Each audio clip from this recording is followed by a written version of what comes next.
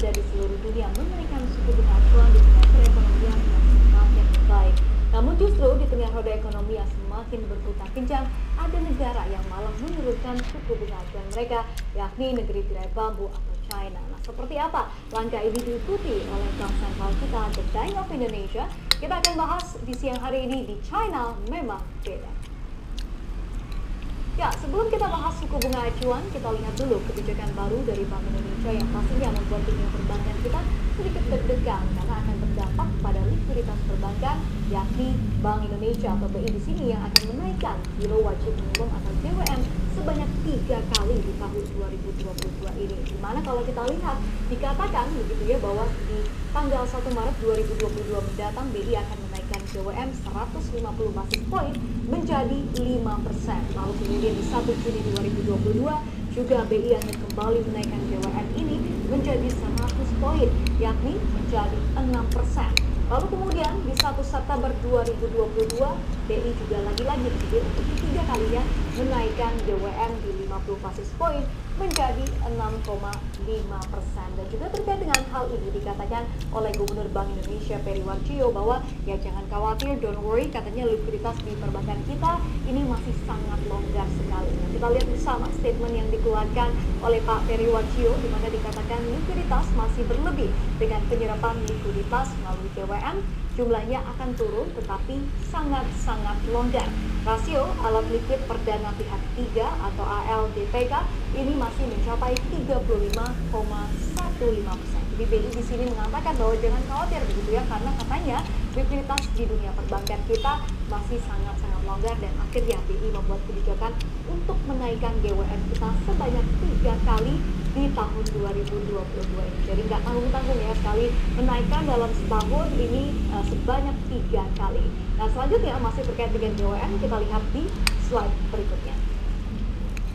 Ya, dengan adanya kenaikan GWM ini, BI memproyeksikan bahwa dapat menyedot begitu ya, atau dapat pastinya menerima likuiditas sebanyak 200 triliun rupiah. Jadi nggak main-main dengan adanya kebijakan dari GWM yang dinaikkan sebanyak 3 kali ini, katanya akan mampu menyerap dana sekitar 200 triliun rupiah. Dan sekali lagi Gubernur BI Peri Warjio ini mengatakan ya don't worry, karena ternyata perbankan sekali lagi begitu ya akan mendapatkan insentif dan juga katanya juga masih longgar begitu dari sisi likuiditasnya. Nah, kita bacakan bersama di mana dikatakan oleh Pak Peri bahwa perbankan ini juga masih akan mendapatkan hasil karena ada remunerisasi suku bunga 1,5% per tahun khusus untuk GWM rata, dan bank-bank yang menyalurkan kredit ke sektor prioritas dan juga inklusif akan kami berikan insentif. Jadi ada insentif begitu ya, sehingga nanti ada penurunan GWM sampai dengan 1%, tergantung kemampuan perbankan pada penyaluran kredit ke sektor prioritas. Nah, langkah BI untuk menaikkan GWM di tengah langkah Fed yang bahkan katanya akan menaikkan suku bunga acuan hingga mencapai 3 hingga 4 kali, ini pastinya menjadi kabar yang kurang baik begitu ya bagi dunia perbankan kita di tahun 2022 ini. Suku bunga acuan yang naik ini pastinya akan berdampak kepada penyaluran kredit dan juga kenaikan GWM akan berdampak kepada likuiditas yang ada di perbankan kita. Kita lihat di slide berikutnya.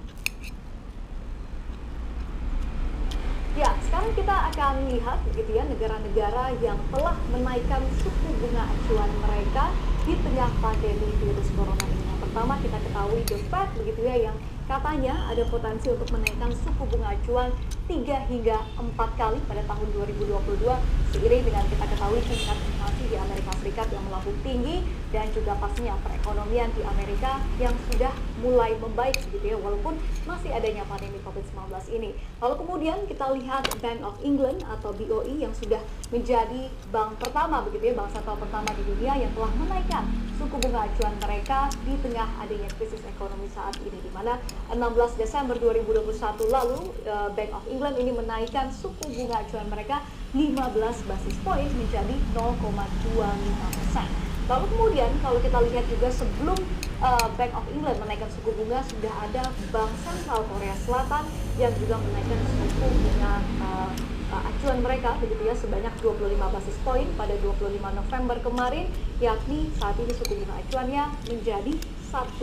Nah, lantas setelah melihat negara-negara yang sudah duluan begitu ya menaikkan suku bunga acuannya, bagaimana dengan negara kita Indonesia? Kita lihat di slide berikutnya. Ya, kita lihat Indonesia, di mana kita ketahui kemarin diadakan rapat FDG BI dan BI lagi-lagi begitu ya kembali menahan suku bunga acuan kita di level terendah sejak Indonesia merdeka, yakni di 3,5%, atau kalau kita lihat suku bunga 3,5% ini sudah ada sejak April 2021, atau kalau kita lihat hampir setahun begitu ya. BI ini tidak menaikkan suku bunga acuan mereka dengan alasan bahwa saat ini kita masih dalam tren pemulihan ekonomi, jadi masih dibutuhkan begitu ya untuk suku bunga yang rendah. Nah, lalu kemudian kita lihat ada China di sini yang menariknya, yang malah ini kebalikannya ya, ternyata menurunkan suku bunga acuannya, di mana Bank Sentral China atau People's Bank of China (PBOC) ini memangkas suku bunga utama mereka yang di loan prime rate 1 tahun dan juga 5 tahun ke level 3,7% kemarin ya. Kalau kita lihat baru cuma 2 hari yang lalu, dan ini adalah kedua kalinya langkah peningkatan suku bunga acuan diambil lagi setelah Desember 2021 dan juga April 2020 lalu. Nah, hal ini dilakukan untuk mencegah perlambatan perekonomian di China. Nah, kenapa ini menjadi pertanyaan begitu ya? Karena sebelumnya dilaporkan produk domestik China atau PDB China ini tumbuh 8,1% pada tahun 2021. Memang kalau kita lihat 8% is a very good number, angka yang sangat baik sebenarnya begitu ya. Namun begitu pertumbuhan ekonomi China ini kalau kita lihat hanya 4% pada kuartal 4 2021, dan angka ini kalau kita lihat melambat dibandingkan dengan realisasi tahun